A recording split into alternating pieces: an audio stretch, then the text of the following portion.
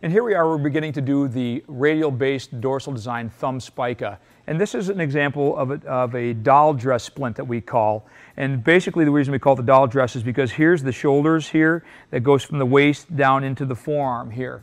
And we're going to show you, this is the custom fabricated pattern design.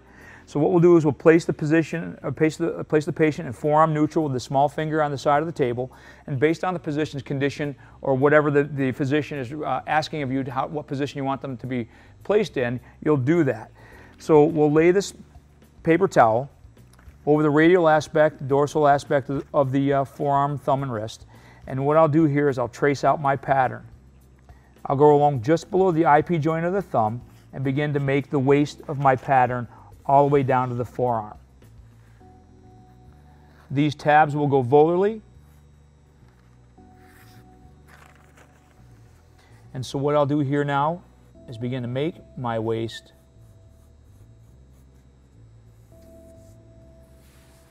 to trim out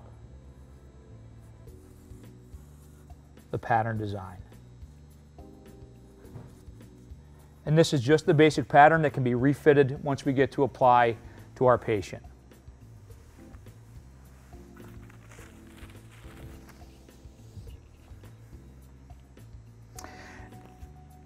After the pattern has been cut out, we'll go ahead and reapply that pattern dorsally, apply just below the interphalangeal joint of the thumb.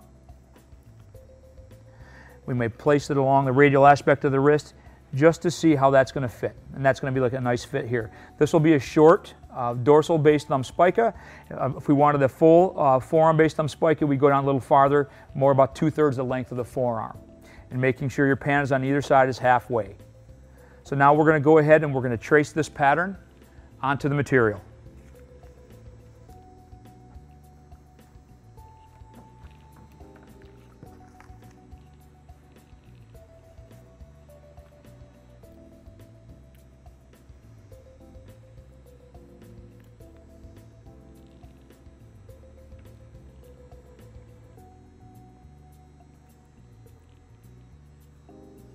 Material still wet. We'll place the pattern on the material.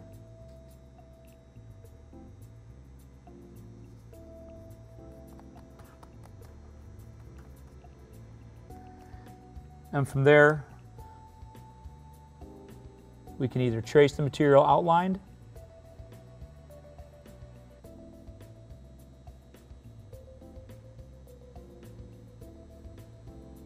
or we could trim it right from the pattern.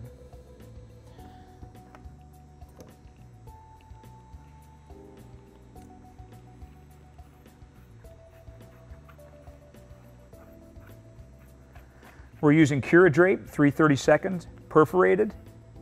This is a great material that's got some nice rigidity and support, yet is light and conforms very well.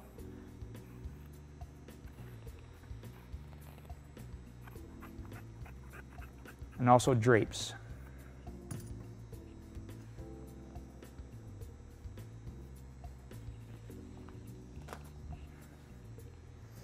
Here we are with our pattern. We're going to apply this in the splint pan, and in that time we're going to get our patient positioned.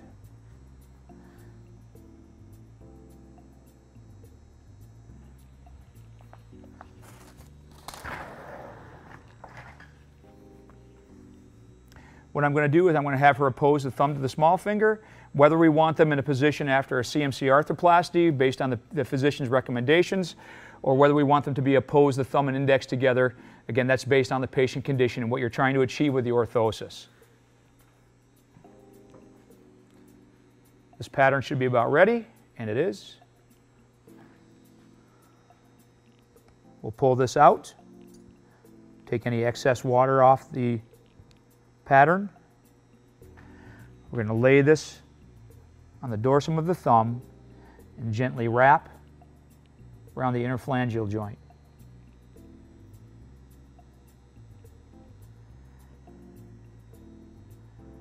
Bring that thumb and index together again. Hold that right there for me. Now relax. And I'll conform to the wrist.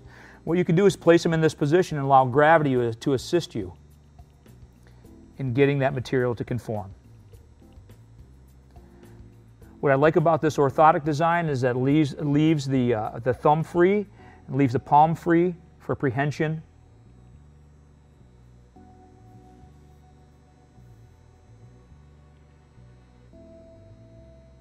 We also want to make sure to clear the interphalangeal joint so we have enough ability to flex the IP joint for activities of daily living.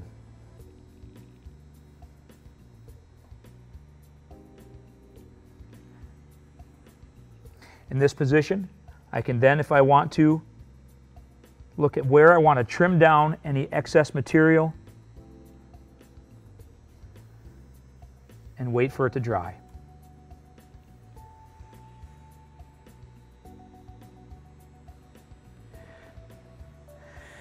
Now at this point, we'll go ahead and remove the orthosis, slide that off, trim down our excess material. This is a nice light orthosis. Slide it back on. We have a nice fit here. At this point, we can go ahead and soften up our edges, which it won't take much. This material edges very nicely. It's a very light material, so that improves our patient compliance with the orthotic wear.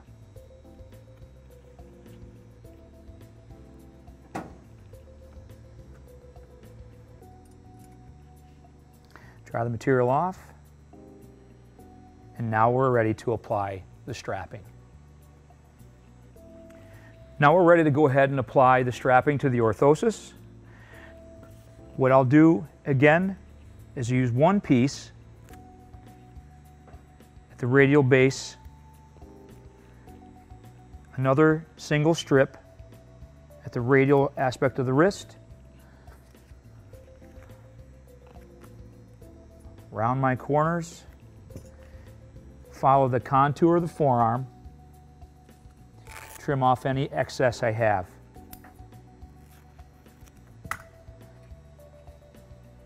One, at the radial aspect of the wrist, I like to use a 2.5 inch strip, so I take my 2-inch strip and cut that down, round my edges,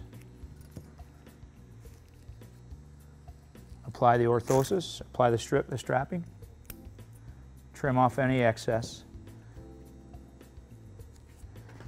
And then at the IP joint of the thumb, I can take one piece of Velcro, and it depends upon the interphalangeal joint size. What you can do is you can pop this open, and then it can slide on and off and also make up for any swelling.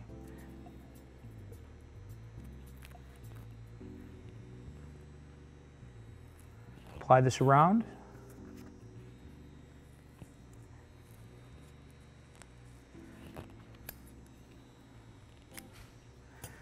And there's your radial-based thumb spica. Now that we've shown a prefabricated pattern, what we're going to do is take a look at a volar pattern that is already prefabricated. So this is one that was designed by Indiana Hand Center, and what it does is it helps to avoid the dorsal radial sensory area of the dorsal aspect of the wrist. So what we're going to do is we're going to apply this volarly. This is going to be your first web space here, and this will wrap around the phalanx from a dorsal to volar fashion and down into this little valley, clearing our distal palmar crease and 2/3 the length of the forearm.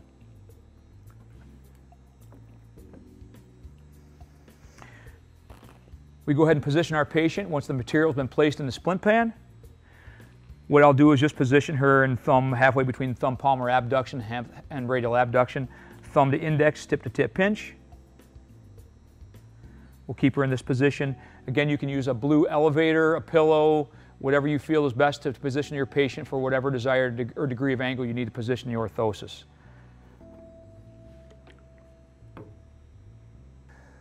Once our material is ready, we'll pull it with a turner from the splint pan. Wipe the excess water off. Again, this is polyform, so we're going to want a real gentle touch with this. We'll bring that thumb around here and create that valley. Pull that piece around and through. create a space for our thumb.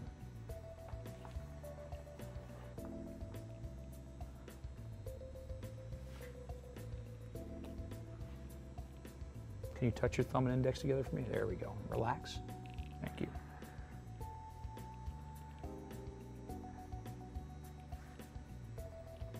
Gently caress the material to follow the arches. Create that valley for that piece to come through. Follow along the metacarpal, the distal palmar crease, excuse me, so the MCPs can flex without impedance. And that we can trim this down to ensure we have good interphalangeal joint flexion, if that's what we desire. Again, this isn't the optimal positioning. However, for your visualization, this is the best position at this point. We'll ensure that it's 2/3 the length of the forearm. We have enough of a pan on either side.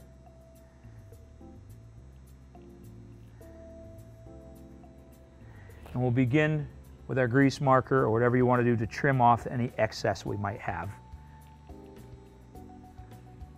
Ulnar border looks good. Radial border looks good here.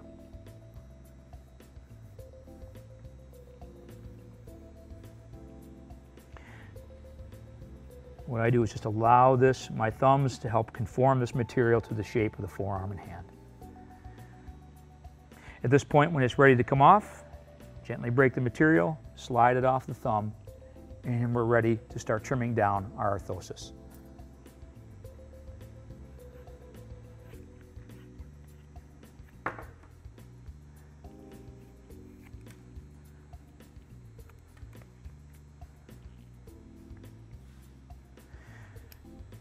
You can either dip and roll the end of the orthosis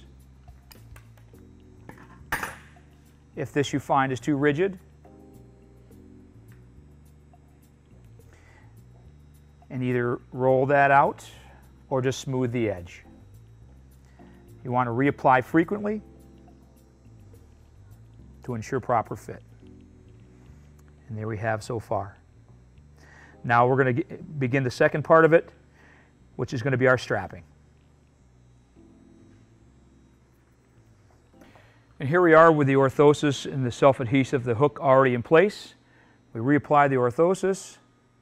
I like to place 3 straps and 1 around the thumb in case we have edema that might need to be, this might need to be loosened up at some different time. So we take our 2-inch strap, conform to the forearm, in place. My 2.5-inch strap around the conical shape of the forearm, in place. Then what I do for the web space is cut out for that web space and wrap around. And now we have that over the dorsum of the hand and in our small 1/4-inch to 1/2-inch piece around the thumb IP joint in order to release that for edema or modification to the orthosis at a later time. Flare our edges. Make sure it's a good width on either side, smooth any rough edges, and there we have our volar forearm-based thumb spica. What I want to do now is do a quick synopsis of what the diagnosis and indications these types of orthotics might be utilized for. And again, it's based on the condition the patient comes in with or whatever your particular surgeon may have in mind for that particular patient.